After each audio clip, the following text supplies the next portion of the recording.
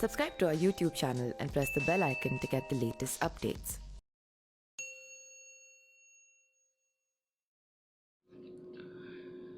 अखिलेश यादव के सामने सबसे बड़ी चुनौती है ये मैनपुरी और रामपुर में हो रहे उपचुनाव में सपा का जीत हासिल करना जरूरी है। हालांकि मैनपुरी लोकसभा सीट दिवंगत मुलायम सिंह यादव की सीट रही है, तो यहां पर सपा के जीत बहुत मुश्किल नजर नहीं आती है, क्योंकि अखिलेश यादव ने इस सीट से पत्नी डिंपल यादव को प्रत्याशी बना वोट पाने का बड़ा दाव खेला है। लेकिन भाजपा ने शिवपाल के करीबी रहे रघुराज सिंह साके को टिकट देकर मुकाबला कांटे का बना दिया है। ठीक इसी तरह रामपुर विधानसभा सीट पर हो रहे उपचुनाव में समाजवादी पार्टी ने आजम खान के विश्वास पात्र असीम रजा को चुनावी मैदान में उतारा है, लेकिन यहां आजम खान की प्रतिष्ठा दांव पर लगी है और भाजपा ने रामपुर उपचुनाव में जिस तरह से ताकत झोंकी है, नतीजे किसी के पक्ष में भी आ सकते हैं।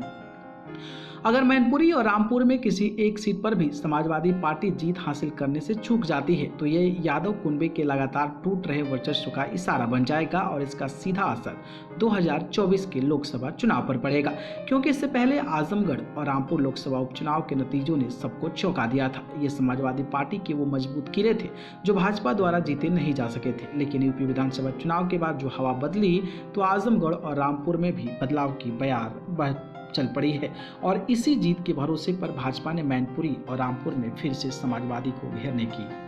कोशिश की है। अगर इन दोनों सीटों पर समाजवादी पार्टी को शिकस्त मिलती है, तो इस स्थिति में अखिलेश यादव के सामने ईवीएम एवं प्रशासन पर दोषारोपण के साथ चुनाव आयोग पर धांधली करवाने के आरोपों के अलावा कोई और रास्ता भी नजर नहीं आता है, क्योंकि इन आरोपों के सहारे अखिलेश यादव समाजवादी पार्टी के वोट बैंक को छिटकने से बचाने की कोशिश करेंगे। वैसे भी बीते कुछ समय से मुस्लिम मतदाताओं ने केंद्र सरकार की ओर से मिलने वाली योजनाओं के लाभ के चलते भाजपा के पक्ष में माहौल बनाने में कोई कोर कसर नहीं छूट रही है। इतना ही नहीं, अखिलेश यादव के सहयोगी दलों के साथ भी रिश्ते अब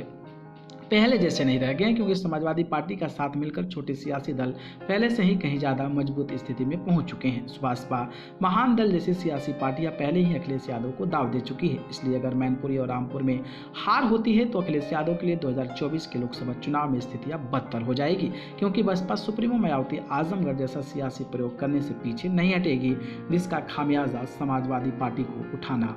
पड़ सकता है। वही बात करें तो मैनपुरी लोकसभा सीट और रामपुर विधानसभा सीट पर हो रहे उपचुनाव में अब तक समाजवादी पार्टी की एक तरफा जीत के दावे किए जा रहे थे, लेकिन वोटिंग शुरू होने के साथ ही समाजवादी पार्टी के अध्यक्ष अखिलेश यादव ने मतदान में ईवीएम और प्रशासन के जरिए गड़बड़ी करवाने का आरोप लगा दिए हैं। इतना ही नहीं, अखिलेश यादव ने चुनाव आयोग पर गंभीर आरोप भी जड़ दिए हैं। लेकिन अहम सवाल ये है कि अभी तो ये नतीजे भी नहीं है, फिर अखिलेश यादव ईवीएम और प्रशासन को दोषी क्यों ठहराने में जुटे हैं? इस पर आप अपनी राय हमें कमेंट बॉक्स में दीजिए।